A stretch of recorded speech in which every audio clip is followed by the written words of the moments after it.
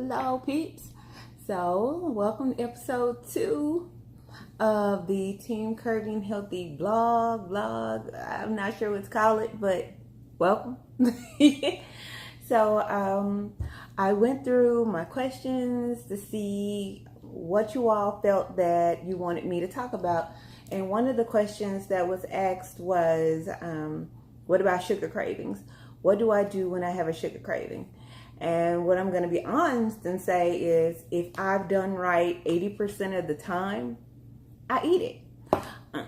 But here's the thing. You can't eat it if you're not doing right the majority of the time.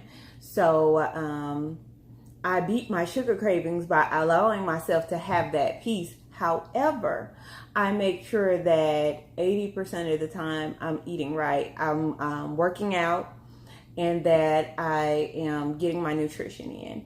So that's how I beat it. I don't allow myself to have a ton of it. I try to make sure that I am, how can I say it? I'm not overindulging. So I may have one piece of whatever it might be. Generally, I'm not the biggest sugar person, but I might want some cookies. And if I want some cookies, I make sure that I just have a few. I don't have the whole bag. I don't have a whole carton. I might get the little trial size ones so that I don't have a big bag of them. And I try to make sure it's not in the house. You cannot allow it to be in your home, y'all. Because if it's in the house, you're going to want to eat it. Even if you don't want it, you know it's there. So that's the other thing. Keep it out of the house. If you want that treat, if you deserve that treat, you go ahead and have it. However, make sure that you don't bring all that stuff back to the house. Because if you bring it back to the house, you're going to eat it just because you know it's in there. I'm like that with chips. I'm a chip and dip type person.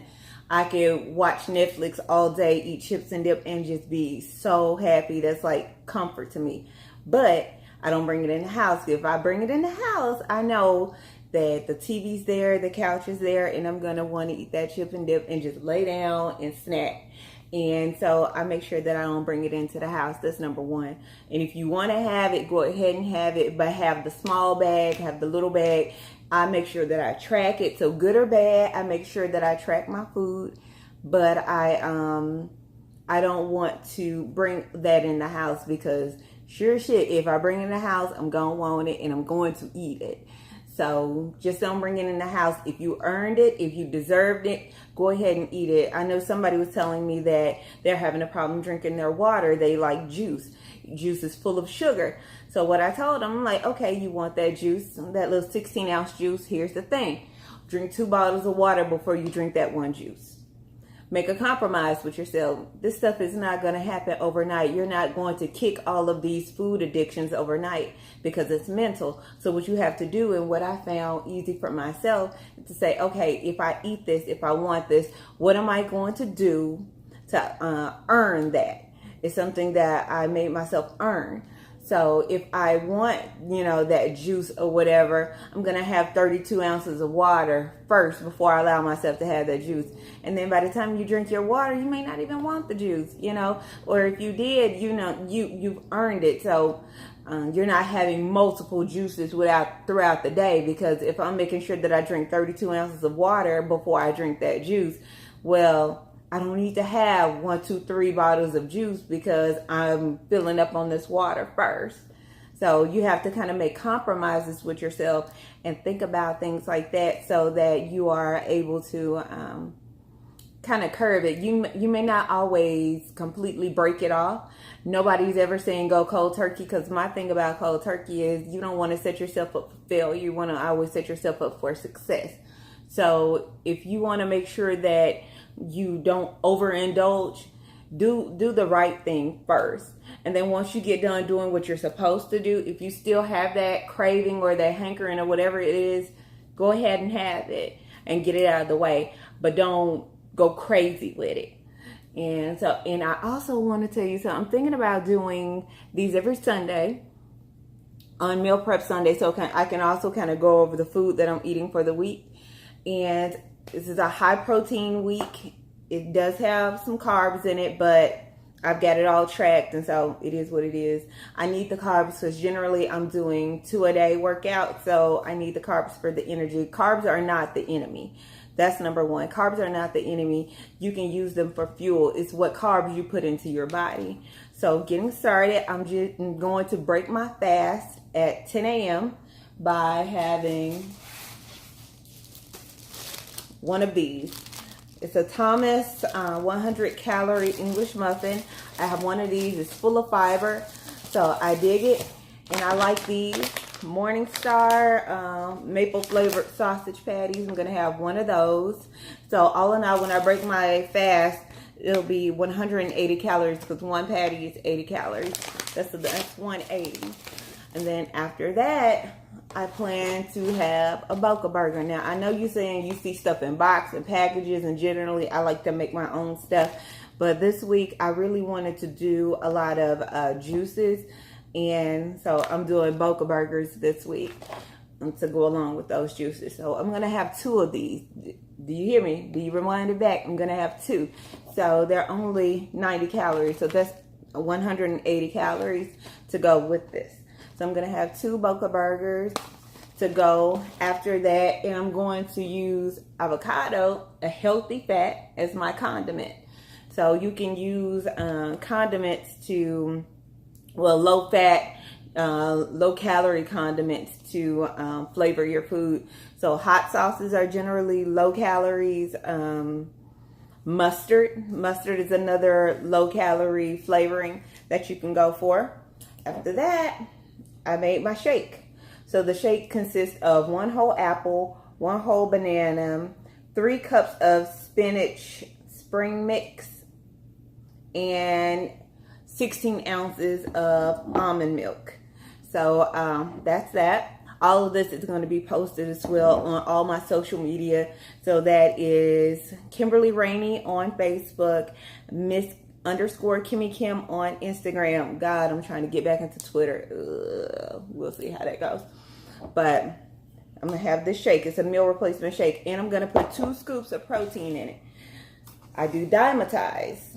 I found it at GNC for $30 because when I first was looking online, they had the big one. It was like $60, and I'm like, I'm a single mom. I can't afford no protein powder for $60. The devil is a lie. I can't afford it.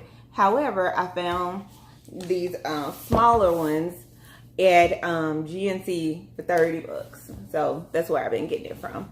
So 2 scoops of protein powder will go into here. Okay, and 2 scoops of protein powder with Dymatize is going to be 50 grams of protein. So that's like eating a 5-ounce piece of chicken breast. And that's dope. So 2 scoops of protein in here is like a 5-ounce piece of chicken breast. Then I have 3 whole cups of spinach and kale mix. Then I have a whole apple and a whole banana. This is legit a meal replacement, okay? So it's like eating a big A salad, chicken salad, in a jar, okay? So then after that, I do plan on having my Premier Protein. Y'all got me into this Premier Protein. Didn't nobody tell me it was this delicious. So I do plan on having 2 of these. They're 160 calories a piece, and they're 30 grams of protein a piece. So this is 60 more grams of protein. High protein, high protein, high protein, because it helps build muscles. Look, little muscle, but I'm getting there. Yeah, so I'm going to have 2 of these. My eating time, because I am doing intermittent fasting, is from 10 a.m. to 5 p.m. I stopped eating at 5 p.m. because I'm giving my body a chance to work off the fat within itself. And it has really been working for me. I've been doing intermittent fasting about 2.5 months now, and I've seen fantastic results. So that is, I think, everything that I have for today. As always, if you have a question, comment, or concern, please hit me up. My Gmail is also teamcurvyandhealthy@gmail.com. My website is teamcurvyandhealthy.com. Facebook is Kimberly Rainey. Instagram, Miss_Kimmy Kim. Twitter is the same thing. Look, I had to think about Twitter again.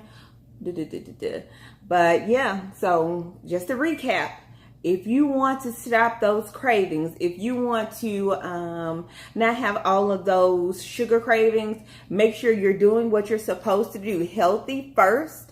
And if you are, then you can allow yourself those cravings. And generally what I have found out is if you're taking care of business first, by the time you get to that craving, you don't even want it as bad anymore, or you don't overindulge because you've already filled up on the good stuff.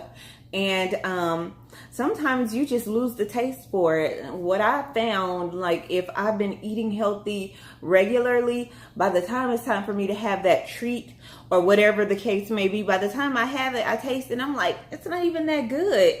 I'm like, I just wasted calories eating this. I'm thinking it's good, but it wasn't even what I thought it was going to be because I lost the taste for it. So that's one of the other dope parts to eating right and working out and all of that. Sometimes you just lose the taste for those healthy things. They don't taste the same anymore. They don't give you that same feeling anymore.